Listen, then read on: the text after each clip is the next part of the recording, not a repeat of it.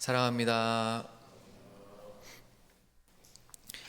요한계시록에는 삼위일체 하나님을 흉내내는 악의 세력이 등장을 합니다. 요한계시록 12장에 나왔던 용이 사탄을 대표하고, 그리고 바다에서 올라오는 짐승이 있었고 땅에서 올라오는 짐승이 있었고, 이 짐승은 막 머리가 여러 개고 뿔도 여러 개고, 그 당시에 권세와 권력과 부귀와 이런 것들을 상징하는, 그런 힘을 상징하는 짐승의 역할로 이미지화 되어서 등장을 했습니다.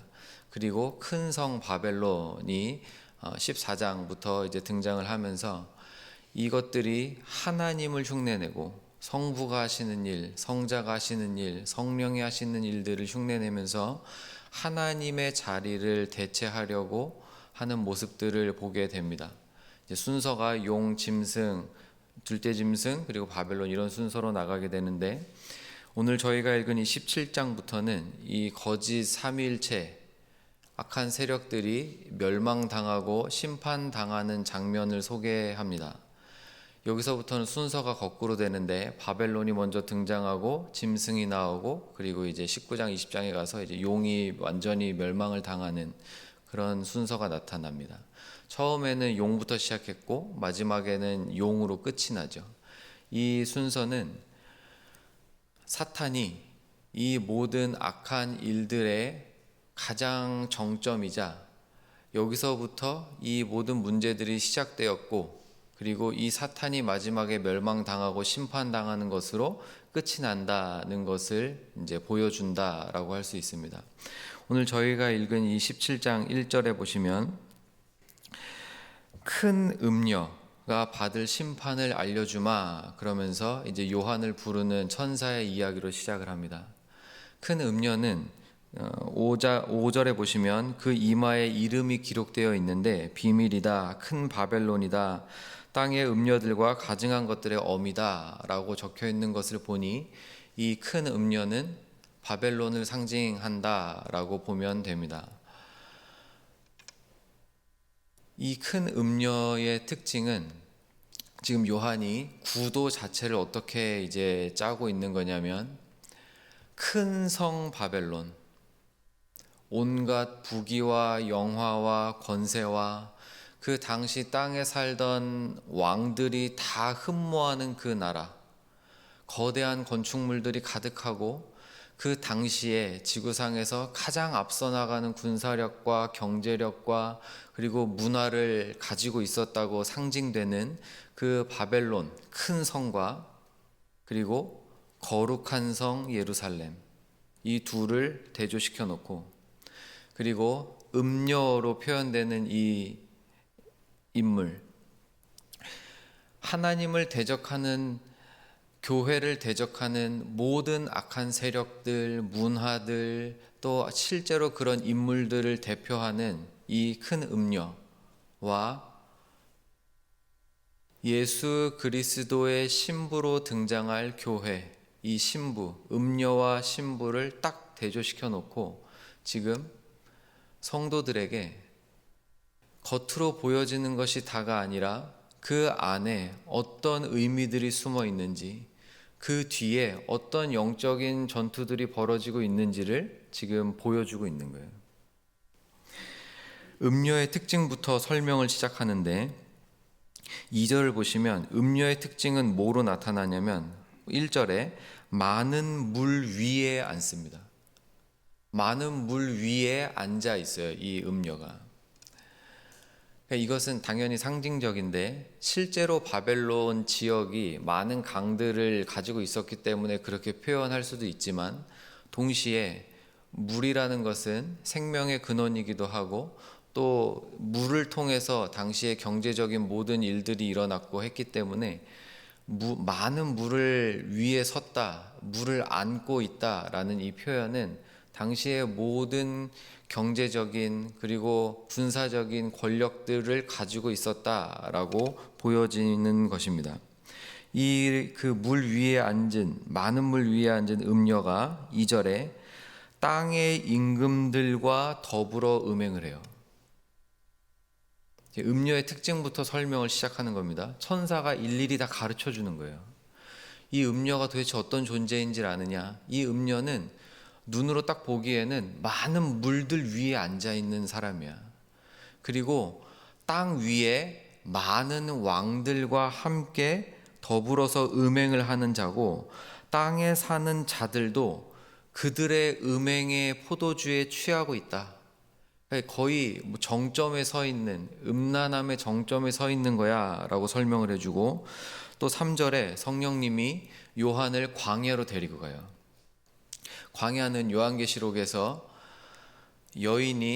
임신한 여인이 용을 피해 도망 다녔던 장소이기도 하지만, 동시에 하나님께서 이 여인을 보호하고 아이를 보호하는 장소이기도 했습니다. 그러니까 광야는 어떤 곳이냐면 큰 성 바벨론의 바깥이에요. 바벨론과 멀리 떨어진 곳이에요.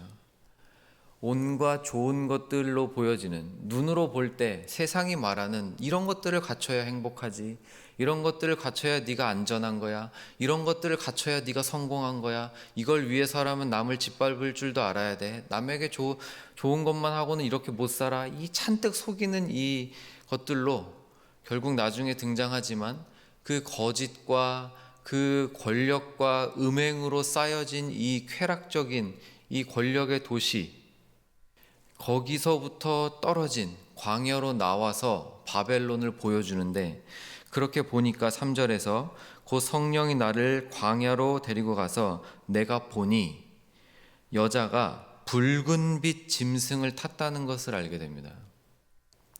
여기서 짐승은 13장에 나온 그 짐승인데, 그 짐승의 몸에는 하나님을 모독하는 이름들이 가득하고, 이게 가까이 있을 때는 안 보이는 거예요.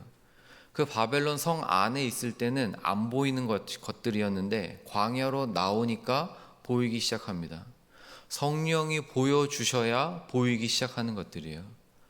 온갖 좋은 것들, 그냥 저렇게 살아야 되는 거구나, 저렇게 해야 되는 거구나, 그렇게 거의 세뇌당하듯이 알고만 있었던 것들이 막상 성령께서 깨닫게 하시고 나서 보니 짐승 위에 타 있는 거구나 라는 것을 알게 됩니다.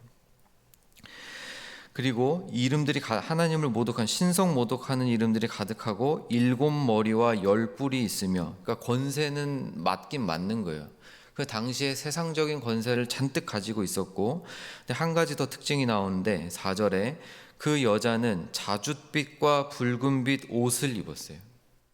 이건 그 당시 로마의 황제들이 입었던 옷이기도 하지만 동시에 구약에서 제사장들이 입었던 옷과도 비슷합니다. 그러니까 여전히 겉으로 볼 때는 황제가 입는 옷이고, 그리고 심지어 종교적인 옷 같아요. 저게 종교적으로도 옳아 보여요. 저게 마치 제사장 같아요. 저렇게 하는 게 신앙생활 잘하는 것 같고, 저렇게 하는 게 신앙생활 성공하는 거구나 라는 것처럼 보인다는 겁니다. 그리고 금과 보석과 진주로 꾸미고 손에는 금잔을 가졌어요. 겉으로 볼 때는 거의 완벽한, 제가 매번 TV를 틀면 나오는, 유튜브 틀면 나오는 그 연예인들 화려한 그 삶을 살아가는 그들의 모습처럼 보이는데, 막상 또 들여다보니 가증한 물건들이 전부 다 우상숭배에 쓰이던 물건들, 금은 보아 반짝반짝 빛나고 값비싼 것들이지만 다 가증스럽고 더러운 것들이에요. 음행의 더러운 것들이 가득해요. 사랑하는 성도 여러분, 겉으로 보여지는 것이 어떻든 바벨론이 잔뜩 가지고 있는 것은 더럽고 음행하는 것들입니다. 그러나 바벨론과 대조되는 새 예루살렘은 거룩함이 가득해요.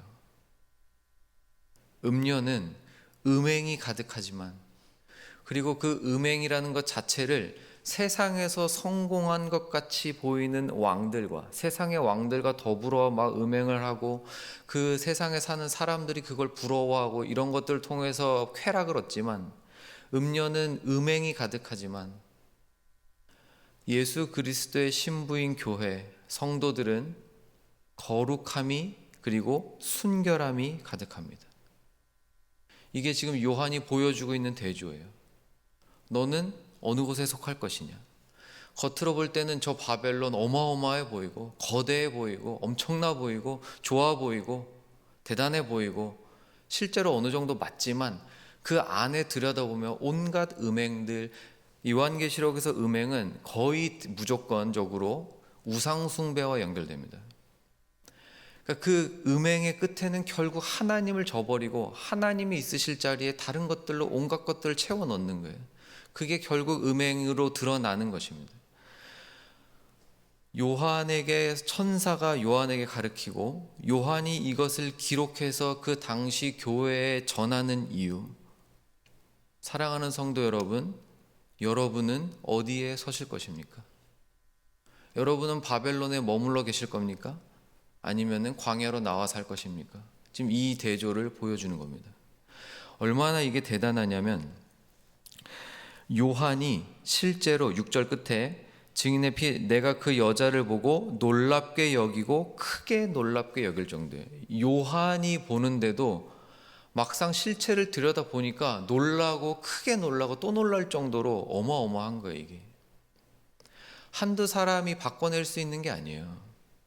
그냥 사람이 나 이제 열심히 살아야지, 나 이제 거룩하게 살아봐야지, 그냥 마음먹은 정도로 해결해낼 수 있는 문제가 아닌 거예요. 사도 요한이 놀라고 또 놀랄 정도입니다. 어떤 학자들은 여기서 요한이 긍정적으로 놀랐다라고도 표현을 해요. 너무 거대하고 너무 아름답고 엄청나니까 이렇게 진짜로 혹하는 거예요.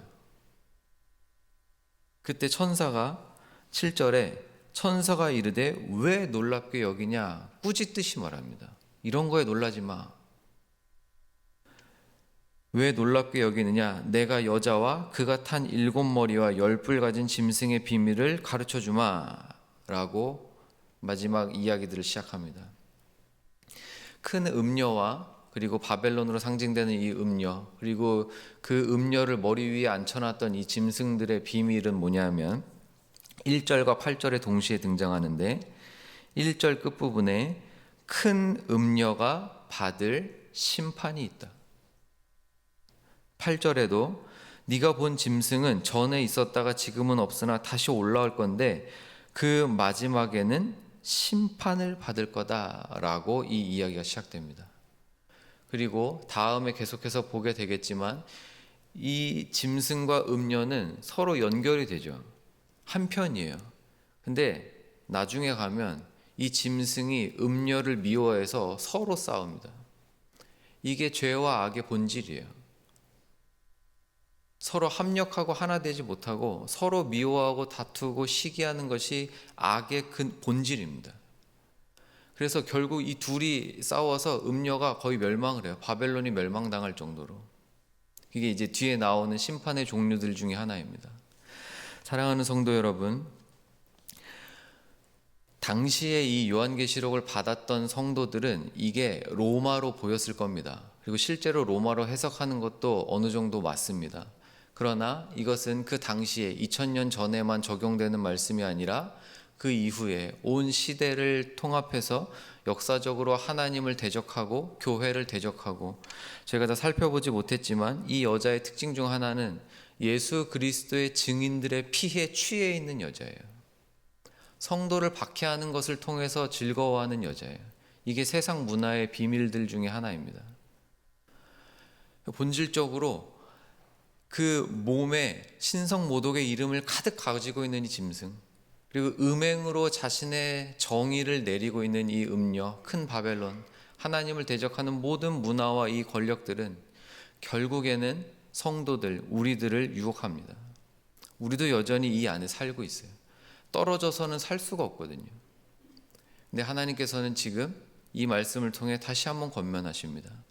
성령께서는 우리를 끊임없이 광야로 끌어내셔서 바벨론의 본질이 무엇인지, 우리가 살고 있는 이 삶의 그 이면에 들어가 있는 영적인 전쟁들이 어떻게 지금 벌어지고 있는 것인지, 우리의 가정에, 우리의 직장에, 심지어 우리의 교회 안에도 이 영적인 일들이 어떻게 벌어지고 있는 것인지 보기를 원하시고, 그리고 바른 선택을 통해서 성령에 붙들려 살기를 원하시는 줄 믿습니다. 이 말씀을 통해 다시 한번 오늘 하루 살아가는 동안에 우리의 눈들이 열려지고 우리의 가정 안에서, 우리의 직장 안에서, 우리의 영적인 이 신앙생활 안에서 하나님이 원하시는 삶이 무엇인지를 분별해내는 오늘 하루가 되시기를 주님의 이름으로 축원합니다.